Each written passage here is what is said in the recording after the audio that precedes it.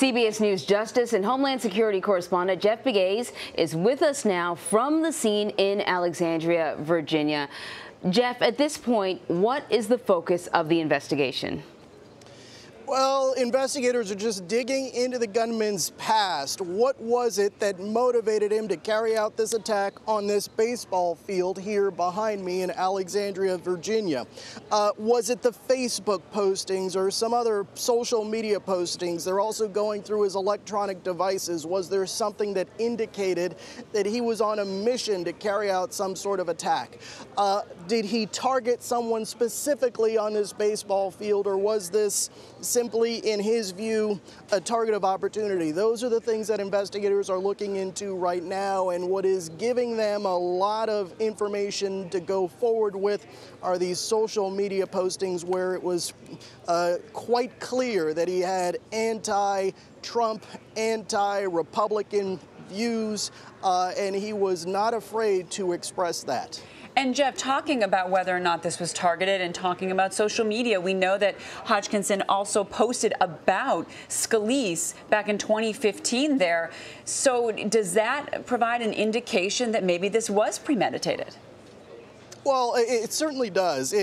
Even though he is now deceased, his social media footprint is really giving investigators a lot to go on here. And now, and I'm sure they already have, they're going to start talking to members of Congress to see if there were any threats against them from this man. We know that the Secret Service is already saying that he was not on their radar.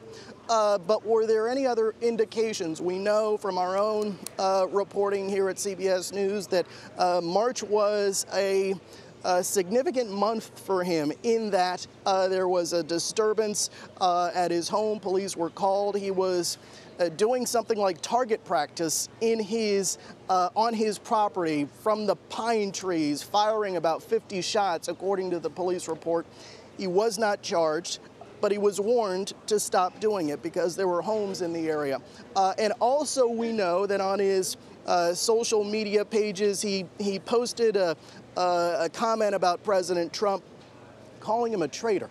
And then we know from the FBI that March is the month when he traveled here to Alexandria. And he had been in this area, according to investigators, since that time. So there was something that happened in March. However, it is clear that there was this simmering anger. Just looking at his social media pages, there was this simmering anger, and perhaps investigators think that perhaps there was something there that caused him to act out at this time yesterday, almost exactly 24 hours ago. And we can see that you're pretty close to the scene right now, but I'm curious about what security is like there at the scene, but also sort of throughout the D.C. area. Well, at the Capitol, there is heightened security, but really that's out of an abundance of caution. And here, there is police tape for blocks. This is still an active crime scene, even though we don't see any police officers in the background here. They are in the area. You have the area sealed off with police tape. So this is still an active crime scene. Around Washington, yes, security is heightened, as I said, out of an abundance of caution. We're not hearing about any specific threats.